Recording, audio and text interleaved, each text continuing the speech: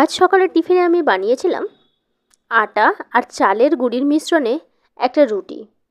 হ্যাঁ, তোমরা যাকে গোলা রুটি বলো সেটাই। তার জন্য নিয়ে নিয়েছিলাম 1 কাপ আটা, হাফ কাপ চালের গুঁড়ো, আর নিয়ে নিয়েছিলাম এর মধ্যেই আগে থেকে কেটে রাখা পেঁয়াজ আর কাঁচা লঙ্কা। এবার এর মধ্যে দেব সামান্য একটু কালো জিরে আর সামান্য একটু জোয়ান। এরপর এর মধ্যে দিয়ে দেব স্বাদ অনুসার নুন, দিয়ে অল্প অল্প জল দিয়ে এটাকে গুলিয়ে একটা ব্যাটার বানিয়ে নেব। এখানে আমি বলে রাখি, এই 1 কাপ আটা, হাফ কাপ চালের গুঁড়ির জন্য এই বড় একটা মগের 1 মগ জল আমি ইউজ করেছি।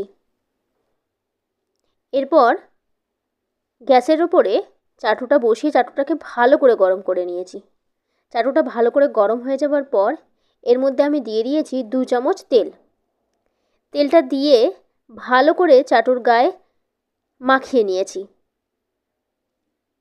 তারপর চাটুটাকে ভালো করে গরম করে নিয়েছি যাতে তেলের মধ্যে থেকে যে কাঁচা গন্ধ সেটা চলে যায়।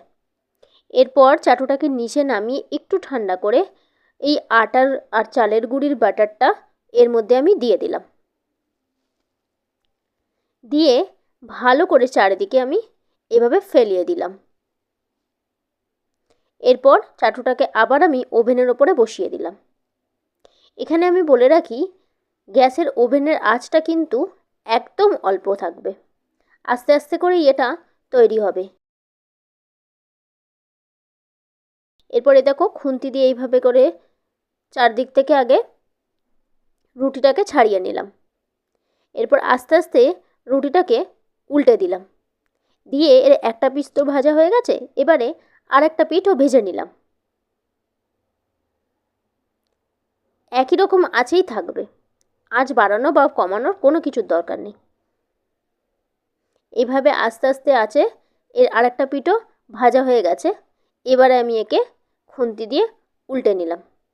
দেখো কীরকম সুন্দর একটা গোলা রুটি বানিয়ে নিলাম। এরপরে এই রুটিটাকে সকালে কিংবা বিকালে টিফিনে পরিবেশন করতে পারো সস কিংবা সবজির সাথে।